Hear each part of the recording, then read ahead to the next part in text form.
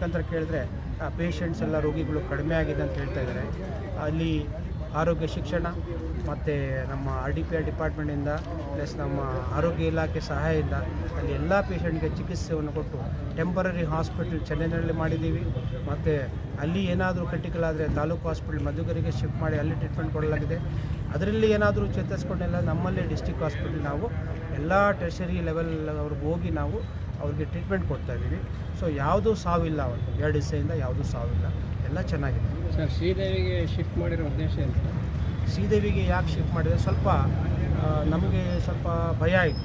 ಯಾಕೆಂದರೆ 2 ಡೆತ್ ಆಯಿತು, bad condition death ಆಯಿತು.